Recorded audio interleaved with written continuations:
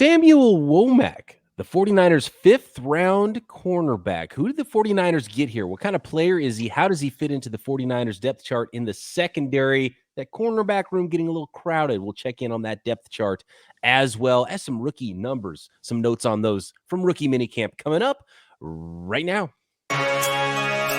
You are Locked On 49ers, your daily San Francisco 49ers podcast, part of the Locked On Podcast Network, your team every day.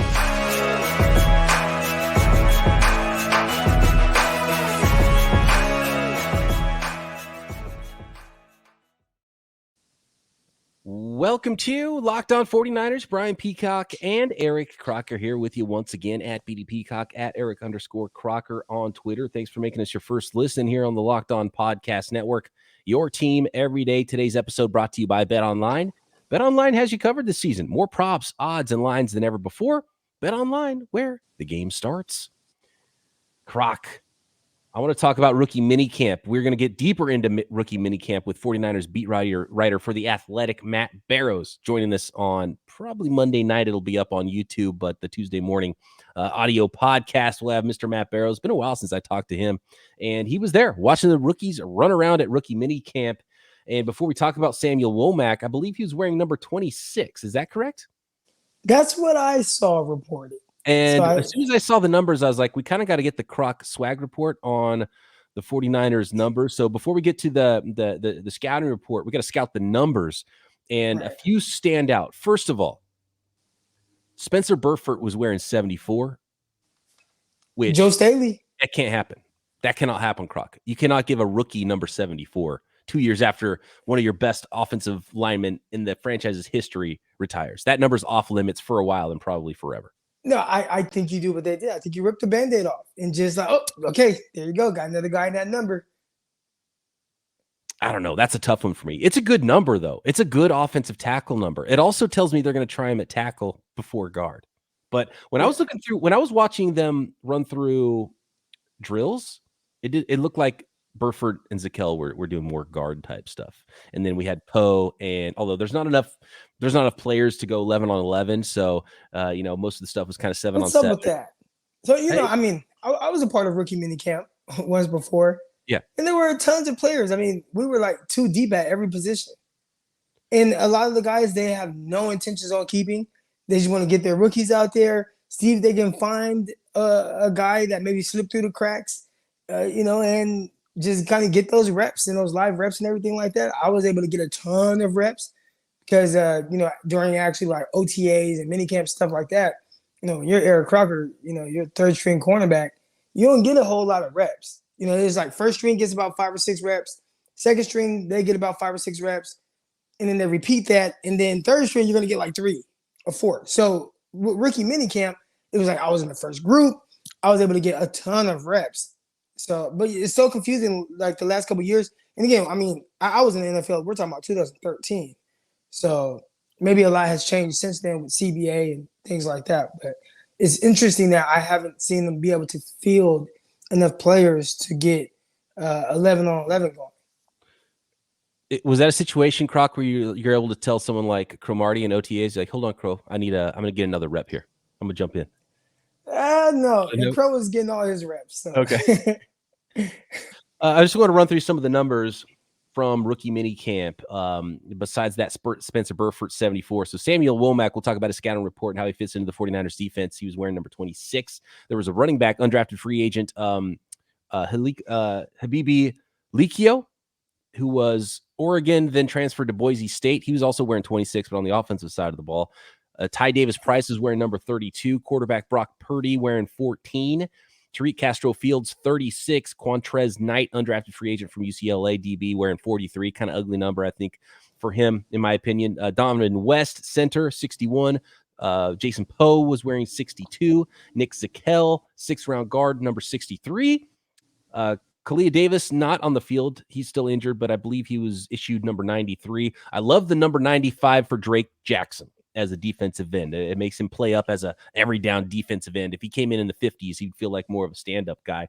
And then here's one, kind of a throwback number going in the 80s with wide receiver Danny Gray, number 86, especially with the wide receivers and the DBs. Womack, 26, Castro Fields 36, Danny Gray 86. Croc doesn't Danny like Gray. numbers I handed don't so. like the 86. But when I saw it, I'm like, okay, it's a nasty number.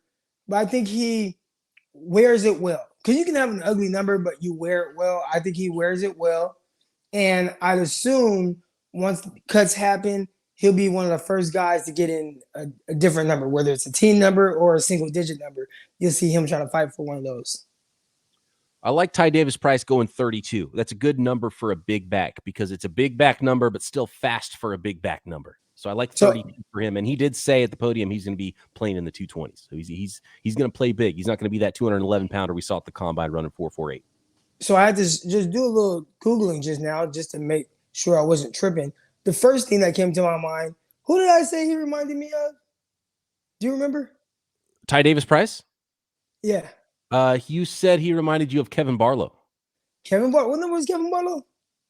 Oh, it's 32? Yeah, you're right. 32. And there was another guy I said he reminded me of, right? Because I was like, Kevin Barlow reminded me of the other guy. I don't remember who that was. David Montgomery, Chicago Bears. What number does he wear? Number 32. I don't know. Yeah. Okay. He's a 32. He's a 32 for sure. So that one fits. It fits, yeah. Shantae Spencer. He was 36, right? He was 36. Yeah. So still ugly, but Spencer, I met Shantae Spencer too at a 7-on-7 tournament. Mm-hmm. Really cool guy. Okay. But yeah, 36, ugly. I think it's all right for Castro Fields, bigger corner. Yeah. Dante Johnson wore it well. Again, you can have an ugly number if you just know how to wear it. And I think Dante Johnson, when he had to wear number 36, I think that was the number he started off his career with the 49ers. He wore it well. But you see, he tried to, really get out of that as quick as possible. Last year, I think he wore number 27. And we'll see what happens when the season starts, training camp. Some of these numbers might change a little bit. But the big thing I thought of the numbers from rookie minicamp is Samuel Womack when we're watching his film from Toledo. And it was a little bit hard to come by Toledo film. But, we've had some time now, and we've watched a little Samuel Womack, the 49ers 5th-round draft pick. Number 0. I like number 0. And apparently it's not available in the NFL yet, but that would be really cool if he was able to wear number 0 because that'd be an awesome fit. Smaller corner, like sort of a plays bigger than his size, nickel sort of a corner. Number 0 would be nice for that. Initially when I was trying to find him, I was looking for number 19 because all the pictures that were floating around of Womack when he got drafted by 49ers, I kept seeing him in number 19. So I'm watching film and I'm like, gosh, I don't see a number 19. So I had to go to his Instagram page. I'm like, oh, he wore number 0. Why does everybody keep using this photo of him wearing number 19? He's number 0 the last couple years. So 0 looks good on guys. I like that they're able to wear that now in college. I think the NFL, they might as well adopt it as well. Go full NCAA. You already let guys wear single-digit numbers. Yeah, I mean, it's a number. 0 is a number. Yeah.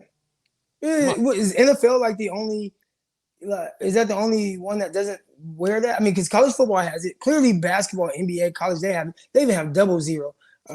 Made popular by Greg Ostertag back in the day, yes. Utah Jazz, the double 0. Yeah, absolutely. And Agent 0, of course, locally for the Golden State Warriors. But even back in the day, I think you could wear double 0 in Major League Baseball, although I haven't seen it in a long time. I wonder if they took that away. There was a classic story about a player for the San Francisco Giants that wore double 0. He was an old shortstop, and I'm blanking on his name right now. It was back in the day, like before we were born. But people used to boo him so much that he spray painted B in front of the double 0, so it said "boo" on the back of his jersey. Good story. You got to embrace it. I like it. You embrace getting booed. But 0 is a number, and it should be allowed. So yeah. But 26, not my favorite 20 number, but solid. I think if you're just talking about like the best number 20 numbers, right? Like just for whatever reason. Listen, I don't make the rules. I just have this like. There's some people that have like a great sense of fashion. Like I'm not one of those. I wish I was. I wish I knew how to throw together like outfits. I'm just not that guy. All right, but football field, I just know how to see it and I can visualize it. And I know when guys wear something well, even if it's an ugly number, whatever. But the best numbers right away. I mean, 21. Everyone wants to wear number 21. 24. That's probably next up in the 20s. After that, I mean, probably 23. No. But it starts getting a little weird. Now 25 you'll wear those. You'll 25 choose. 20 and 27 are Oh, all okay, yeah, 25. 25, I like it. In some of those numbers, I mean, you'll 100% take that over like 36 or 38, like Diamador had to wear last season. So even number 20 is like, it's cool. And it's like, oh, Garrison Harris. And it's like, yeah, Garrison Harris, I know you liked him, but the number, I mean, it was okay, but it's definitely better than 33. Oh, 33 is just atrocious. Some of those numbers, 37. 31. 31. 37. Freshman year football, everyone, I was a wide receiver. Everybody loved Jerry Rice, Visalia, California. Everyone wants number 80. I asked for number 80. Everybody asked for number 80. I'll never forget it. One kid got 80, and I got given 31. Terrible. So how'd that work? So it's our Peacock. You want number 80, but instead of 80, because somebody else has it, let's give you 31. Like, how do you go from 80 to 31? They wanted me to play DB, I think, is the problem, but I wanted to play wide receiver. So maybe they're trying to make me switch positions because of my 86 would be great. Okay, I don't get 80. How about 86? I would have taken Danny Gray's 86 number. We got to move on. real quick, I think Antonio Cromartie, he wears 31 very well. And there was Dre Bly before. And I know, first of all, I had no recollection of him playing on the 49ers at all. I don't know what I was doing in 2019. I know I was playing junior college football. I was watching the games, but I just haven't. I don't remember Dre Bly playing on the Niners. And I watched Dre Bly play for the Rams. I really liked him on the Rams. I mean, I watched him coming out of North Carolina. Like, I like Dre Bly, and I don't remember that year at all. But anyways, he wore 32 very well for like the Rams, and I know he played for the Broncos, 49ers. He was wearing like 31. You can make it look good. So it's not terrible. You weren't as bad as somebody wearing 33, 34, 35. I had to wear 35 my first year, Pop Warner. Like, if you have to have a number 30 number, 31 is the best. Think so? Oh, I hate it. I feel like 31's the worst, and I think it's just because you got 31, 30, and then 32. Like, and those are anything outside of that, you just really don't want to wear 30 numbers. Let's talk about 26 from rookie minicamp. Number 0 from Toledo, Samuel Womack, the 49ers' 5th round corner next. But I want to let the folks out there know about BetOnline. BetOnline continues to be the number one source for all your betting needs and sports information. Find all the latest odds, news, sports developments, including this year's NBA playoffs, Major League Baseball, UFC, boxing, NFL futures. How about this for NFL futures? And you might want to throw some money down right now because these odds are going to change. Deebo Samuel, most receiving yards in the regular season in 2022. Deebo Samuel's odds are 18-1. I think they're going to run him less, throw to him more, like the first half of the season last year. And you're getting 18-1 odds. As soon as he signs that new deal with the 49ers, those odds are going to start to creep up. And he's only about 10th on the list right now for most receiving yards in the regular season. So you can find odds like that, most passing yards in the regular season. Offensive, defensive rookie of the year, Super Bowl futures, and a whole bunch more at BetOnline, your continued source for all sports wagering information from live betting, playoffs, esports, and more. So get over to the website today or use your mobile device to learn more about the trends and action at BetOnline, where the game starts. Thanks again, everybody, for making Locked On 49ers your first listen every day. Make sure you're checking out everything the network has to offer here. Croc doing Locked On NFL Draft Daily. I've got the Peacock and Williamson NFL Show. And the Peacock and Williamson NFL Show, the new home on YouTube, is on the Locked On NFL channel. So get over to Locked On NFL and subscribe to that to catch the Peacock and Williamson Show every single day. There is no off season for real fans, and there is no off season here at the Locked On Podcast Network. All right, Croc. Samuel Womack, number 0 at Toledo. What did we see here? 5'9", 189 pounds at his pro day. He was not invited to the combine. This is what's tough about when you watch a guy play in college and the translation to the NFL for just physical abilities, height, weight, speed, and that kind of stuff. Arm strength for quarterbacks. Because you see it a lot. Like, I remember watching in 2014, Jimmy Garoppolo. It's like, man, this guy can sling it. He's got such an amazing release, and he can make all the throws. This guy's got a big-time arm. He's got an NFL arm. And you see it a lot with wide receivers. Man, 6 feet, 190, runs a 4.45. This guy's got height, weight, speed. He's big and fast. Then they show up in the NFL, and you're like, oh, you're unhappy with Jimmy's arm. People are like, oh, he's got a terrible arm. He can't throw a deep ball, right? He's got a crap arm. And you see a lot with wide receivers. A guy who's 6 feet 190, runs a 4.45, shows up, kind of just looks like a guy. Looks like everybody else. He's not that big anymore.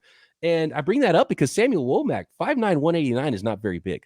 But when I was watching him on film at Toledo, and maybe it's because of his teammates in the competition, he looks bigger. But then you show up in the NFL, and I wonder if he's going to look teeny tiny. You know what I mean? Yeah, and I was wondering that too. I mean, you watch him, and again, I was confused by which one he was initially, and I never even would have thought that he was number 0, because looking at number 0, I'm like, that looks like a 6'1" corner. So I don't know why it looks like that on film, but yeah, you're right. And I think another reason why he looks so tall is because, well, I don't know how you look so tall, but you're 5'9", but he did something, and it was one of my few notes that I have on him because it was so hard to find his film. But he plays really tall. He plays very high. Like there's like no bend at his knees or his hips or anything like that. Like he doesn't like sink his hips and drive, and like it's like somebody that stands up tall. Now you can still play good playing like that, but it's not aesthetically pleasing from a cornerback coach's perspective. Like if I was watching them, and again, I don't want you to be hunched over to where now you're uncomfortable because you're trying to be so low, but you got to have a little bit more bend at the knees and hips. And I just didn't see that from him. Okay, we're getting into something here, and I'm glad because we didn't talk about this much before. We watch these prospects separately, and we see if we come to the same conclusions. And a lot of times we do, because Croc and I both have amazing scouting eyes. I think that's clear if you listen to this podcast. You know that about us. But one of the reasons why he looks like he's bigger, I think, is because he's got long arms. He's got almost 32-inch arms, which is really big and really long for someone who's 5'9". It's pretty long for most corners. In fact, he's got longer arms than Tariq Castro-Fields, who is 6'1". So I think the arm length plays into it and makes him look a little bit bigger. And because I hadn't watched really any of Samuel Womack before the draft. They wasn't invited to the combine, wasn't really, big on the radar. Wasn't a lot of people in the draft media talking about him. So I thought, okay, kind of has the profile of a nickel corner. He's 5'9", 189. He's going to be this little dude that has crazy quicks. But I saw, that's part of it. Like he played mostly left outside cornerback at Toledo on the defensive left side. Couple reps where I saw him inside and on the right side, but mostly on man coverage. Like man coverage, maybe if they had like tight end closed to the right, and they had 2 receivers or 3 receivers to the left, and they were in man coverage, then you'd see him in the slot. But outside of that, kind of randoms. And there, at least in the few games that I was able to watch, he was primarily more outside left corner, and occasionally you would see him on the right side. And so outside. A lot of times when I see a prospect, I watch him first a little before you get into all the scouting reports and stuff. But I read a lot more scouting reports on Womack before I watched him, and I thought I was going to see a lot more small, low to the ground nickel corner. But he played outside, and he looked like an outside guy, and he played like an outside guy. So I'm not as convinced now that he's just pure nickel corner. I think we heard a lot of like DJ Reed, right, in that comparison, and kind of how they look at DJ Reed. He was a guy who played at Kansas State on the outside, playing cornerback. But with DJ Reed, you were able to see some of those quicks and some of the movement skills and things like that. To where it's like, oh yeah, he's not a bigger guy, but I think his game could translate well to the inside. 49ers even tried some safety stuff with DJ Reed. But yeah, I agree. Watching Womack, I didn't see the twitched up, quick-footed guy that I was necessarily expecting to see. And I'm glad that you mentioned it first, because I feel like I've come off a little more, I guess, negative about some of the draft picks. I did like, obviously, Drake Jackson. I did like Castro-Fields a lot. I like Ty Davis-Price, the player, not the value, but I'm not as high on. And again, this is just one of those things where it's like Eric just has to, just see it, right? I just have to see, okay, what does it look like in the NFL? Because the guy I saw at corner, it was primarily off coverage. He barely even got in the stance. I didn't see like a back pedal. I didn't see like a click and close. I thought I was much more impressed by Castro-Fields' film than I was Womack, especially trying to view Womack in the eyes of someone that is potentially going to play in the nickel spot. I did like some of the reps where I saw him up in press, and he seemed like he was pretty natural turning and running and wasn't afraid to get beat. So I like that. And the competitive nature jumps out. He's super competitive. He's not like, he's sort of like a drag down tackler. He's not like a, come up and hit somebody. He's more of a pesky tackler where he's like holding on for whatever he can and getting the guy down on the ground, but it's somewhat effective. That's when he does kind of start to play a little smaller, is when he's trying to defend the run or come up and hit a wide receiver on a wide receiver screen or something like that. But not afraid to mix it up or anything like that. So he does play a little bigger. So again, might make him seem a little bigger versus his competition than the 5'9", 189 would make you believe. But I love this. He was a former walk-on, earned a scholarship, led the MAC in passes defensed for 3 consecutive years, led the entire conference, not just his team, in passes defense for 3 consecutive seasons, finished with a school record 45 passes defense throughout his. That's very impressive. So, and he was there for 5 years. So he walked on in 2017, earned a scholarship in 2018, then was a starter for 3 years, 2019, 2020, and 2021, even though it was a shortened season, 6 games only in 2020. But got his hand on the balls, picked the ball off. And so, part of it is the long arms, and part of it is he is quick. He had a 6, let's see what it was for his 3-cone, 6.87 3-cone, which is a really good time. So maybe he doesn't play like low and sink his hips, but he still is quick. So he doesn't really need to. And I wonder if he's never needed to. So that's why technique wise, he could maybe even get a little bit better sort of click and close, as you say, and sort of getting low and shooting out of his stance. Some of it is just what guys are asked to do. And you're at Toledo, and most of what I saw, you saw some press snaps. I don't even think I saw one rep where he was lined up press. And again, you talk about the pass breakups. That's tremendous. Having that many passes that you knock away, that's a lot, right? Like, so we're seeing someone that definitely knows how to compete at the catch point. The issue is, and what's a little bit more invalid with my analysis is, I was not able to get my hands on as much film to get the good analysis. I talked about liking Castro Fields' film more, but if I was only able to see 1 or 2 films of Castro Fields, and there just maybe wasn't there much there, it wasn't attacked a lot or whatever, then I wouldn't have as high of an opinion on him as I do, in the sense of how I feel like his game translates to the NFL. With Womack, not only was there not much film that I was able to see, there also, and when I say no film, I mean I had to piece together something of him versus Middle Tennessee. I had to piece together a film where they were focused on someone else, but I was able to watch him against Notre Dame, and the quarterback only threw 3 passes. So there just wasn't a whole lot for me to really go off of. So I think my analysis on him is more incomplete. But even saying that, and I wish, if I was a part of 49er staff, then I would probably have all of the film on him. And like I have a ton on a lot of other guys. I have a ton on Castro Fields, all 22, nothing on Womack. So, if I was a 49er scout and I'm sitting there and I'm clicking away and I see 42 pass breakers, I'm seeing great ball skills. Maybe you get to see him challenged in different ways. I could see, and then, obviously you mirror that with his testing numbers, running very well, 3-cone extremely well, and a guy with the long arms like that, maybe they're able to see more of how his game translates. But just watching what I watch and trying to see, okay, well, how does this fit in the slot? If that's where he's going to go on the field, that was hard for me to see. It is somewhat of an incomplete evaluation from where we are. Yeah. And I'm sure just judging by what everyone says about him and his competitive nature and how he was a walk-on that earned everything. And I bet this is one of those where the area scouts really loved Womack, and they were able to go see him and see all the tape, and you see him in person and talk to the coaches and talk to opponents and those types of things. And that's where the evaluation on someone like this from a smaller school is more complete than Croc and I have. I have a couple questions for you, especially the Notre Dame tape, Croc. And I know you said they only attempted 3 passes. And then let's talk about how he fits in and what the depth chart starts to look like. And it gets pretty crowded at cornerback now with 2 more rookies joining the squad, plus some undrafted free agents as well. But first, I want to talk a little bit here about Built Bar. Imagine dipping your finger into a plastic tub of birthday cake frosting and then opening your eyes and realizing it's only 150 calories, 16 grams of protein. That's what it's like to eat a birthday cake puff bar from Built. I got to actually bring Croc back in here. Croc, did you get yourself that buck? Okay. Look, I just ate one right before we came on the show. I was feeling a little hungry, so let me go in my pantry, eat this Built bar, something this morning, and that was my thing. I was gonna go eat some terrible stuff. And I said, Eric, don't do it. You're trying to get you back in shape. You're trying to get that body right. Go get you that Built Bar. You got the protein. You got the protein in it. You got the birthday cake. Only 9 grams of sugar, as opposed to if I would have ate a donut or if I would have just ate a ton of carbs with a breakfast sausage, egg, and cheese burrito or something like that.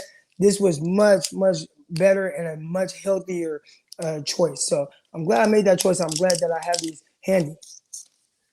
And I know Croc's a big fan of the Built Bar Puffs, the first ever protein-infused marshmallow. And I don't know how they get so much flavor and low sugar, low calorie, only 150 calories there in the birthday cake puff with 16 grams Real of quick, protein. when I eat that, and the whole time I'm thinking, there's no way this is only 9 grams of sugar. Like, It's crazy. No, I don't know what the scientists over there at Built Bar, like, I hope they deserve to get paid double. I wonder if they're going to start holding out like Debo Samuel, get that 25 mil a year, because they're doing some amazing things at built.com. And you can get yourself some birthday cake puffs or whatever flavor you want, even a mixed box of Built Bars at built.com. And with our promo code, 15% off. Go to built.com. Use promo code LOCKED15 to get 15% off your order. That is promo code LOCKED15 for 15% off at built.com. All right, Croc, real quick question before we talk about that DB depth chart here and how Samuel Womack fits in. So, by the way, I talked about the rep where I saw him in press coverage, and I like the way he turned. He didn't seem afraid or worried or anything. This is off broadcast film, though. So I see the beginning of the rep, then I see him turn and run. Seemed like he's not worried about getting beat deep. Everything looks good. He turns and run, but now he's off the screen, and I can't see anything. And what happens? They throw a comeback, and he got beat on the comeback. So it looked good with him turning and running, but then he did get beat on that one rep. So I wanted to bring too far upfield shoulder. Yeah. I did see him get an interception. Again, it was off coverage. I thought he tracked the ball in well. He attacked the ball in the air. Looked like some kind of, it was him, man, like a safety there, but he was able to get there. Quarterback kind of overthrew it. That was against Tennessee. On a deep ball, and he actually outrun the safety and the receiver and caught it like a receiver over his shoulder. So the ball skills are definitely there for Womack. Did he, because I was talking about the size thing earlier, did he look smaller once he was playing a team like Notre Dame? I didn't think so. I don't know if it's number 0. I don't know if it's the sleeves that he's wearing, but he just always looked like he had solid size. Is he like a legit 5'9", or is it like 5'9" and 7/8 or something like that, where he's closer to 5'10", which a normal 5'10" person, really, if you're like a legit 5'10", you can say you're 5'11". So it just, you start. Yeah. No, 5'9" flat. 5'090 was his measurement from Pro Day, 189. So it's not big. So I think arm length is a big part of how he looks taller on the field.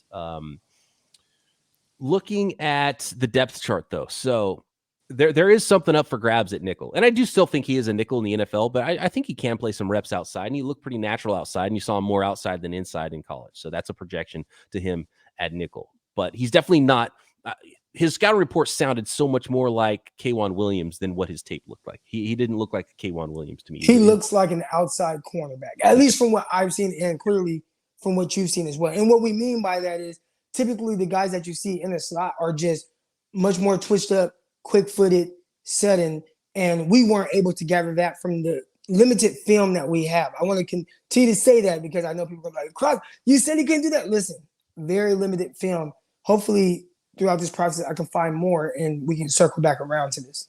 Yeah, and that's why we're going to have to double up when we do our Spencer Burford, Nick Zakelj scouting report episode. We'll probably put those two in one episode because it's harder to watch Fordham than it is even Toledo, but at least we got Senior Bowl tape for Nick Zakelj to watch a little bit, so you get to see him against some other bigger prospects. Also, I mean, we don't even have to circle back with their college film. I mean, we're going to be able to watch these guys preseason. And, hey, this is what we thought we were seeing on film. How does it look in the NFL? How are they utilizing him? Is he a guy that they're like, oh, well, yeah, he's only 5'9", but we are still playing him outside. DJ Reed, he's a guy who played outside some for the 49ers and then went to the Seahawks and ended up making $30+ million because of his ability to play outside cornerback. So, just trying to figure that out too. That'll help us with our evaluation of him. For sure. Last year, the 49ers broke camp with only 6 cornerbacks. That's counting nickel, outside corners, and everything, and only 4 more safeties. So 10 DBs is what the 49ers broke camp with numbers-wise. But just focusing on cornerback, and we talked a little bit about the outside corners with the Tariq Castro Fields scouting report episode. But right now, the 49ers at cornerback have Charvarius Ward, who they just signed big money in free agency, obviously making the team. Emmanuel Mosley's going to be the starter on the other side. Jason Verrett still on the roster. Is he going to be healthy? Is he going to break camp with the team? That's already 3. 2 draft picks from last year in Ambry Thomas and Diamador Lenore gives us 5. 2 draft picks from this year gives you, with Samuel Womack and Tariq Castro Fields, now you're already at 7 corners. That's not including Dante Johnson either, which is 8. So that's 8 bodies for maybe 6 spots. And Darquez Denard in the mix there. And he played some reps in the nickel too. So that nickel competition is pretty important, I think, for the roster, because they're not going to go 3-4 deep at nickel when they're only taking 6 corners, right? And they might take 7 if Jason Verrett's one of them, just because you want to protect yourself from injury. And they drafted 4 corners the last 2 years, and they probably want to see all those guys, right? And there's maybe going to be some injuries as well, but there's going to be a ton of competition at cornerback just to even make the roster, let alone try to get yourself a uniform on game day. Definitely. And that's a good problem to have, especially for a team where everyone's saying last year the secondary and more specifically the cornerbacks were the weakest link on this team, not just on the defense. So to feel like, you head into this with much more depth and a stronger unit, I think that's a plus. Now, I think we'd also say if the 49ers started last season and finished the year with Jason Verrett and Emmanuel Mosley playing the whole year, or let's say just 90% of the games, you would have felt more comfortable as well. But you lose Verrett week 1. You have these younger guys there that just weren't quite ready. You had Dante Johnson. And then now the depth starts to look a little weird, even though they were still able to kind of, at the very least, just get through, right? And still have one of the better pass defenses on paper, but just not as ideal. I think they believe that they have more depth, even though I disagree with a lot of people. I think the depth was good last year to be able to get the results that they got with the players they had to play. The problem with the depth last year is the big part of the depth was 2 rookies, and you didn't really know what you had with the rookies. And they started kind of leaning on Diamador Lenore early in the season. Then he disappeared. And then they started leaning on Ambry Thomas late in the season. And so now those guys are in year 2. You would expect you can lean on them more. You still have the veterans in Verrett and Dante Johnson and Darquez Denard. And then you've got 2 really solid starters that you feel really good about week 1 and 2 more rookies. So depth is huge right now at cornerback, so much so that they might have to cut somebody that is maybe even somewhat unexpected. And even guys like I don't think Diamador Lenore, the way the season ended last year, he could be the starting nickel. He could be cut. I don't think his job is secure as a 5th rounder from last year with all the depth and all the bodies they have here. So it's going to be really interesting. And that battle for the nickel is going to be key, and being able to play both inside and outside, which I think Sam Womack can, really bodes well for him. And of course, special teams is a huge part of this as well. Definitely. I mean, I think special teams for a lot of these guys is the biggest part, right? I mean, obviously you want guys that can play well. And we saw last year, 49ers had Denard that had to start a game that was a must-win to get into the playoffs. I mean, it might as well have been a playoff game, and he played. So they probably feel like, listen, in a pinch, we can plug somebody in here. But who's going to also be able to help and contribute on special teams? Okay, we brought some guys in that we feel like can definitely help there with Odom, guys like that. Or, maybe, you look at a guy like Hufanga. Maybe he'll have a pivotal, opportunity to really make an impact on special teams as well as on the actual field as well. But some of these guys, Castro Fields, are you a good gunner? You're going to have to do some things that you probably didn't have to do in college. And that's going to be your way. When you're drafting in the 6th round, like, special teams might be the way you do make it. And if you do, then maybe they're more likely to let a guy go like a Dante Johnson, who's kind of been around, and they got a guy they drafted on cheaper contracts. So the special teams will play a big factor in, I believe, who makes this. Most fans think, cornerback, he's going to make it because he's good at corner. It's like, no. Because I can tell you, I covered well. But I sucked at special teams. And I don't know why I sucked. I was good size. I was strong. I just sucked at it. So it was like, well, can't use you. And who cares if you can cover well? It was all upstairs, Croc. You weren't committed to special teams. That's why you weren't good at it. That probably is. I don't know. I mean, I tried. Man, I tried. But look, you got guys like Jordan Willis that's, 6'5", 260 pounds and runs in the 4.5s or whatever he ran. And he's running down full speed just as fast as me, but just way bigger and stronger. And I got to turn, set up, and try to block this guy that's running full speed at me. Like, man, that is it's tough. I'd be terrible at special teams if that's what they're asking of me too. And that does not sound fun at all. So it's a mentality for some of these special teamers. So yeah, it's going to be a big part in who makes the bottom of this roster. It's going to be a fun training camp at corner. How that shakes out, I have no idea. Samuel Womack, an interesting player. And I don't want to put too much emphasis on what these guys look like, but it's a good point by you, Croc. We get to start seeing them, not just with their college tape, but what they look like in 49ers uniforms. And we already saw the rookies on the field this weekend at rookie minicamp. So we'll get that information from somebody who was there. Matt Barrows from The Athletic is going to join us for Tuesday morning's podcast. It'll be up Monday evening, I believe, on YouTube. What do you got, Croc? Well, why aren't there any pictures or videos of anything going on at 49ers, like OTAs? Like, I mean, I know they're not like full force with anything, but I mean, we've seen videos from other organizations, social media teams putting out clips of a guy running routes, putting out clips of Tua underthrowing the guy, but then come back and, put out some more videos. Like, we've seen those. We haven't seen anything from the 49ers, like not one thing for fans to be like, oh, I'm excited for that. Not one. Trey Lance, just have him throw a little out route. You don't even got to ask him to do anything difficult. Like, Can he throw a little out route? And I mean, you haven't seen anything from the 49ers, have you? Not even a picture. The only videos I've seen is from beat writers with their phones that were at practice. That clearly the 49ers have not put an emphasis on showing Trey Lance or showing the rookies or showing any of the OTAs or minicamp and filming it. Maybe it's just not, something that's maybe they're changing. You got a new Travarius Ward. You got a new corner, and it's like we can't see him in the 49er uniform. Right. We can't see him backpedal and just high point the ball in the drill. Right. Like, there's nothing. Even those reps where you can't take anything from it because it's like a slow motion and the camera is just on the ball flying in midair. You can't really even see the route or the throw, and then someone catches the ball. It's just slow motion. But like some hype videos, the 49ers haven't put those out. So clearly there's a reason for it. I mean, either they don't care or maybe there's some change. Look, it's the offseason for the social team as well. I know the 49ers lost their main reporter, Kiana Martin. Yeah. She's over at the MLB network now. She did a great job. Maybe that's it. Maybe they're still structuring their video team and getting that together, but there's definitely not been an emphasis at all. And you would think there'd be a ton of Trey Lance. I mean, Jimmy Garoppolo is obviously not practicing right now, but does that play into it? Just something, really like just something for us to, again, Trey Lance can have 20 terrible passes, but if he just has one out route that he completes, show that. And the fans are going to be, okay, that's QB1, all that stuff, right. Or, again, Travarius Ward, something. Brandon Ayuk, he has to be the guy this year. And we're talking about routes on the air, right? Like, we're not talking about team stuff, 7-on-7, anything like that. But just can you show Brandon Ayuk just run a slant route and just the excitement that would generate throughout the fan base? But we haven't seen any of them.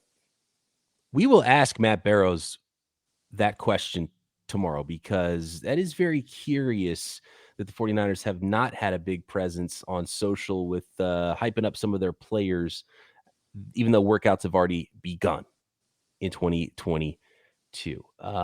Matt Barrows, that'll be a fun episode. We will holler at him a little bit later on Monday. It'll be up for your listening pleasure on Tuesday morning. Croc and I will talk to you then right here. Locked On 49ers.